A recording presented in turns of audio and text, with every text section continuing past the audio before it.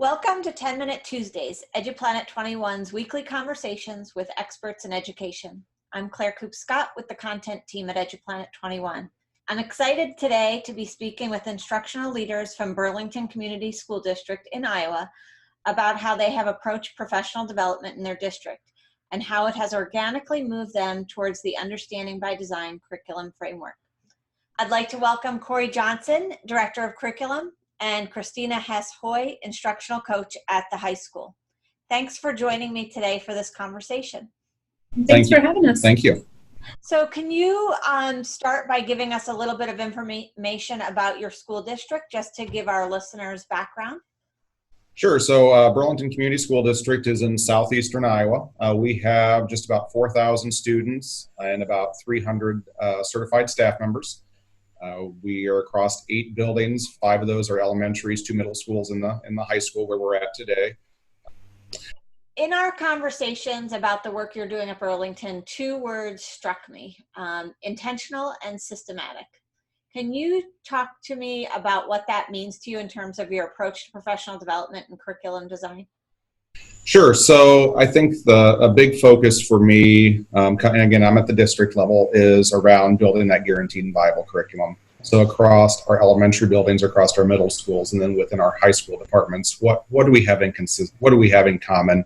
How do we make sure that students have a consistent experience, that guaranteed and viable experience, regardless of which teacher they have for second grade or regardless of which teacher they have for Algebra 1? We also know that, like our students, and more so than our students, our staff are coming from different places with varying levels of experience, varying levels, different backgrounds, different training that they've been through or professional development that they've had. So they're all starting from someplace different. So how do we take people from where they're at and help them move forward to a consistent, move forward together towards a common and consistent goal? And for me, I've been in this district for 16 years and 5 years as a coach. And one of the things that I've seen evolve in our PD is no longer do we have this a la carte system where, you get something from this and you get something from this, but they don't really come together.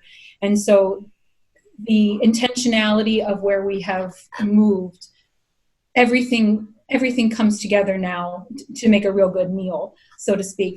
Things aren't just a passing phase anymore. Our cohorts match with our large PD, match with our district initiatives, match with coaching cycles, even match with the conferences that we're sending our teachers to. Everything has a purpose and they all fit together.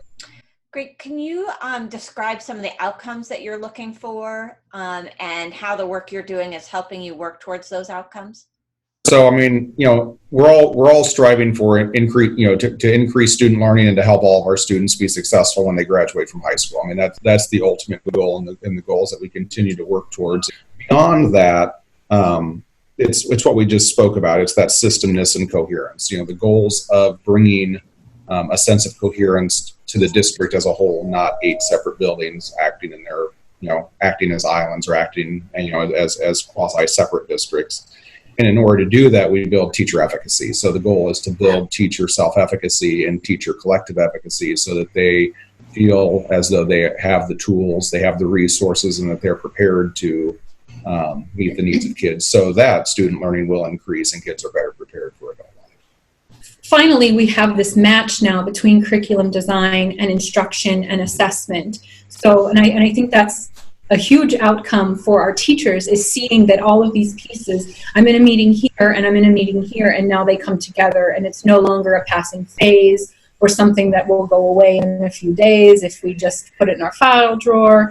And also another outcome that has really come from the teachers organically is they have become more reflective in their practice, and that can really help that curriculum design and the instruction piece and the assessment piece all come together so that they can see for themselves in their own classrooms how are things coming along and are the outcomes being met for them personally as well as a system and district. This is my first year in the district, and the district had already started using EduPlanet prior to me coming, but I think that's what originally attracted the district to this platform is the Understanding by Design tools that are available.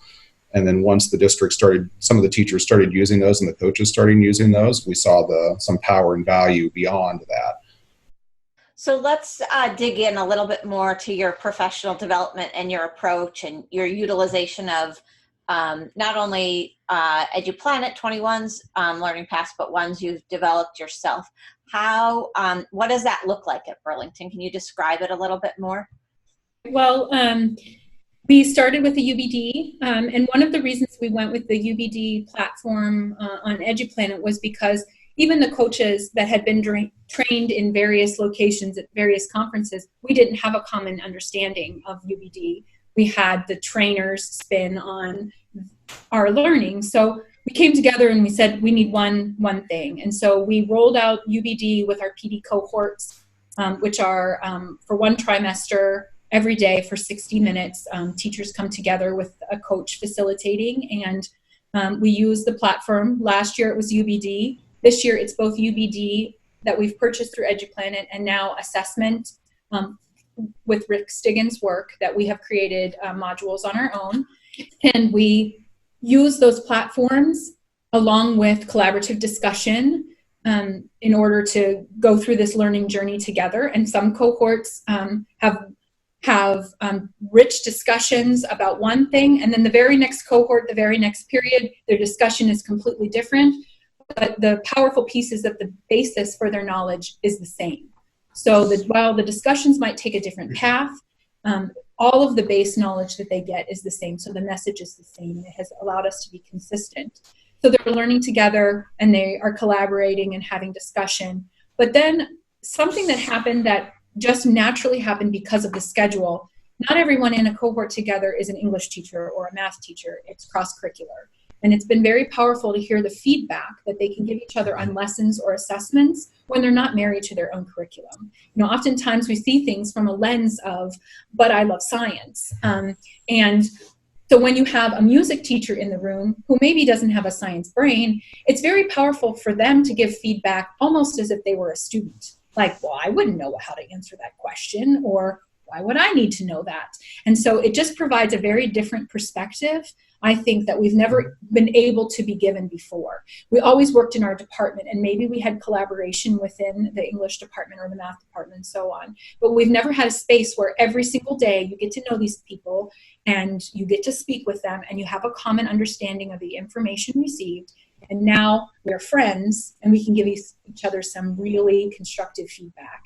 And then coming out of that is that reflective practice that I spoke about. They go back to their rooms, and while it's not an assignment, they hurry up and they make adjustments, and the next day they run in and they ask their friends for feedback. Or and I really like that critical friends protocol that, you know, has been used at many conferences.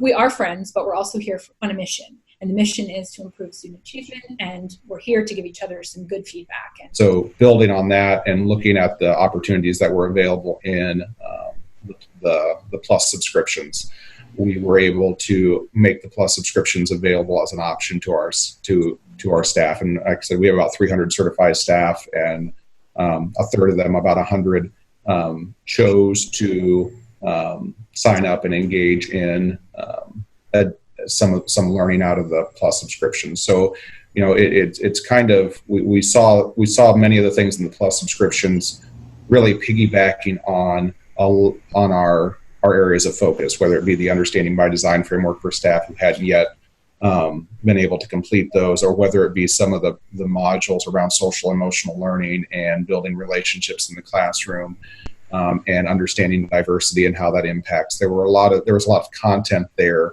that allowed us, as I said earlier, to meet people where they're at and help them move forward in a way that's aligned with the work we're already doing.